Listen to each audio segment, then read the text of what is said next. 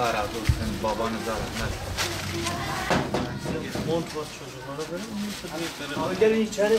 İlk haber ajansı tarafından bana destek oldular. Verdiği desteklerden dolayı çok teşekkür ederim. Allah onları bahtını açık etsin.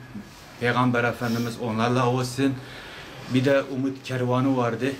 Bize bugün yardım getirdi. Bizi sahipsiz bırakmadı. Allah da onları sahipsiz bırakmasın.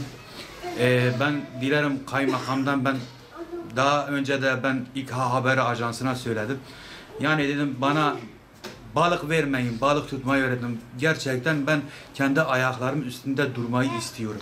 Yani bana yardımcı olursanız tüm yetkili kurumlara ben sesleniyorum. Ben ne iş olsa yaparım. Çocuklarım da onları da böyle devlete hayırlı asker, hayırlı memur, hayırlı doktor diye, savcı diye yetiştirin. Allah sizden hepinizden razı olsun. Yardım siz sağ olun, Allah razı olsun. İş adamı Nuri Çay, Allah peygamber razı olsun getirdiler. Çocukları sevindirdiler. Ondan sonra Kızılay geldi. Orada yetkili müdürdü. Ben bilmiyorum artık. Onlar da geldi. Sağ olsun Allah razı olsun. Çevre arkadaşlarım da bana maddi durum, para yardımı yaptılar. Allah peygamber razı olsun. Hani bana para yardımı istemiyorum. Vallahi cidden ben samimiyetten söyleyeyim.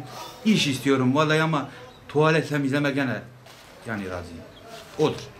İlka Haber Ajansı'nın yaptığı haberi biz de gördük. Bu şekilde biz de yola çıktık. Umut Kervanı ve Yardım Vakfı olarak biz de abimize yardımda bulunduk. İnşallah dileriz Allah'tan bizden sonra da biz buna bir çığır açtık. İnşallah diğer kardeşlerimiz de bu çığırdan devam edip yardımda bulunurlar. Rabbim razı olsun İlka Haber Ajansı'ndan. Allah hayrınızı kabul etsin. Sağ ol, Allah razı olsun.